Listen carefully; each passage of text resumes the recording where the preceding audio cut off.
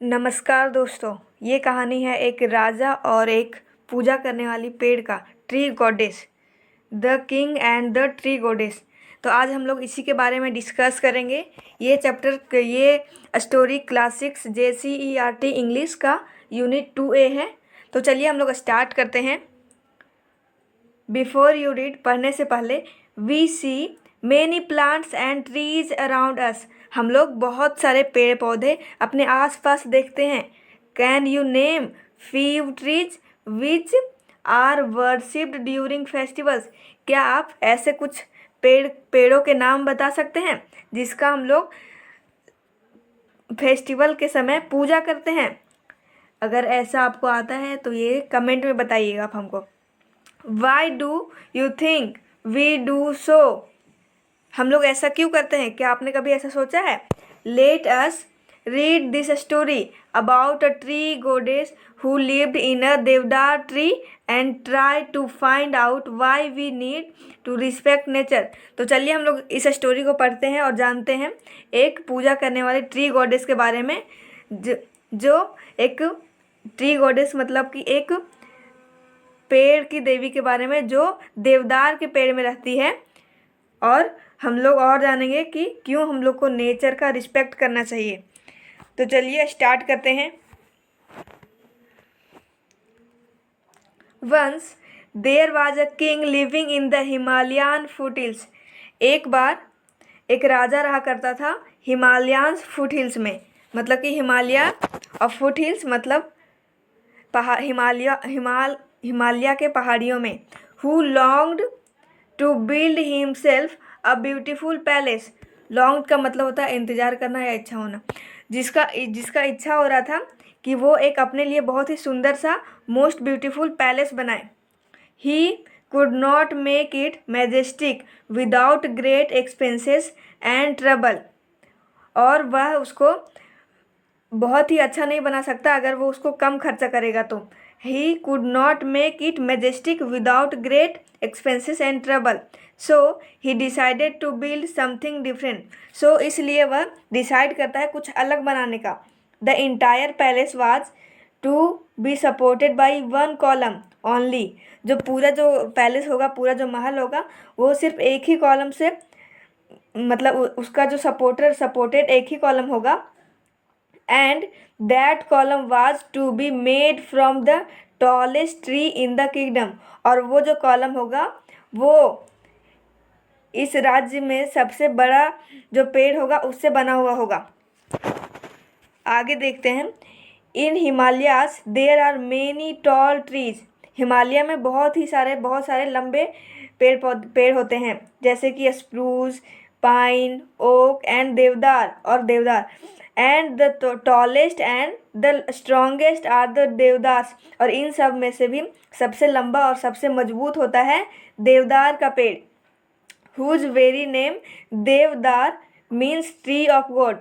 देवदार जिसका मतलब होता है भगवान का पेड़, tree of God. The king sent for his prime minister and said. जो राजा है वो अपने प्राइम मिनिस्टर से कहा, क्या कहा देखते हैं। Send men to the forest far and near.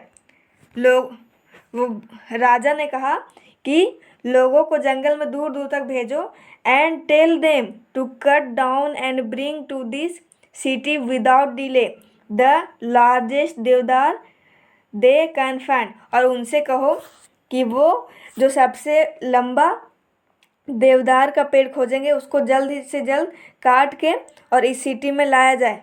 But the देवदार इज सैक्रेड ट्री। सैक्रेड का मतलब होता है पवित्र, लेकिन जो देवदार होता है वो एक पवित्र पेड़ है। Protested his daughter. उसकी बेटी ने विरोध किया इस चीज़ का। It is used only for building temples. यह सिर्फ मंदिरों को बनाने के लिए यूज होता है। कौन कहा? उसकी डॉटर ने कहा, और वो उसकी डॉटर ये विरोध कर रही थी। आगे देखते हैं।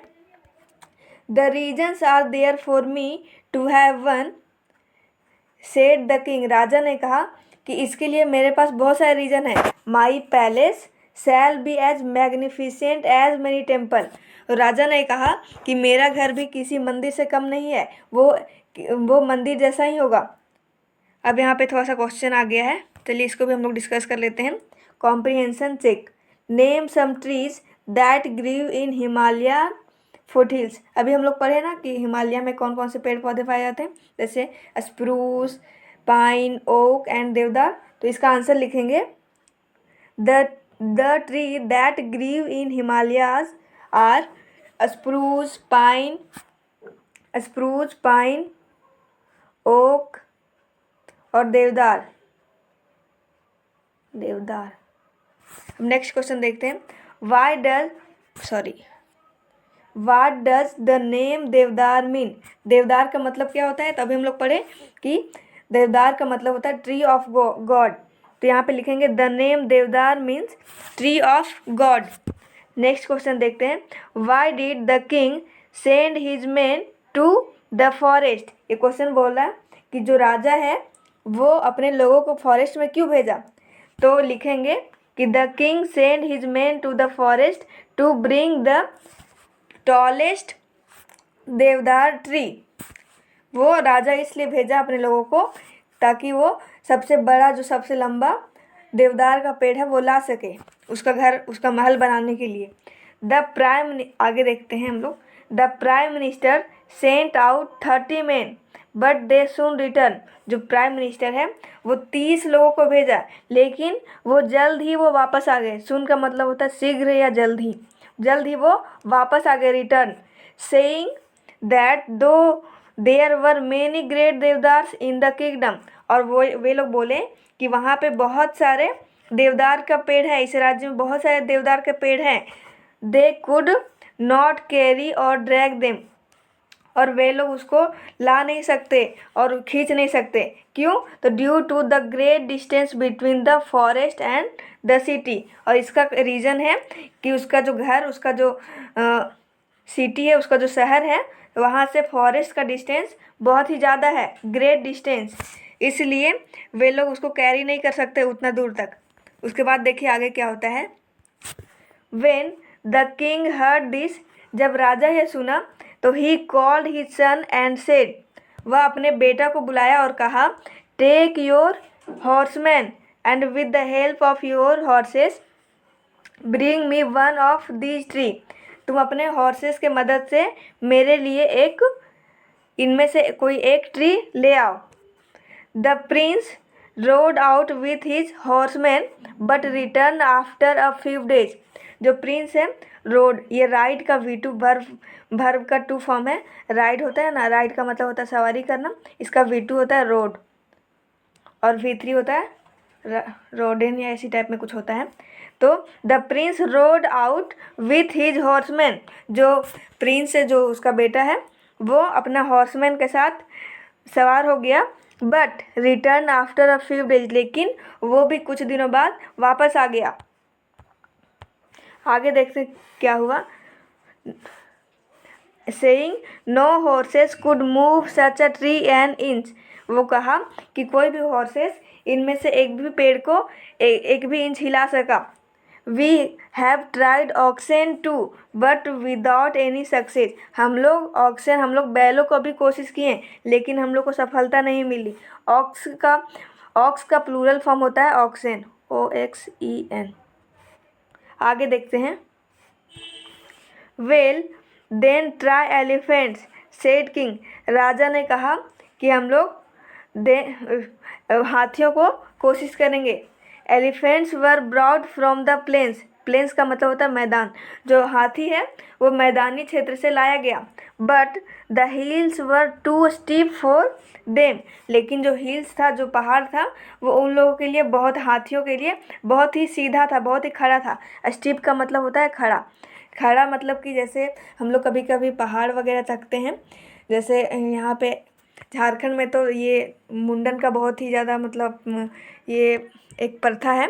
तो हम लोग कभी भी जब पहाड़ वगैरह चढ़ते हैं तो देखते हैं कि वहाँ पे सीढ़ियाँ कभी कभी बहुत खड़ा होता है, वेरी स्टीप, मतलब the stairs stairs are very steep, मतलब जो सीढ़ी एकदम खड़ा ही रहता है, सीधा सा रहता है इस टाइप से, तो वो होता है स्टीप। तो ये हाथी के लिए, but the hills were too steep for them, जो हिल्स है, जो पहाड़ी है, वो उन लोगों के लिए बहुत ही खड़ा है, हाथियों के लिए।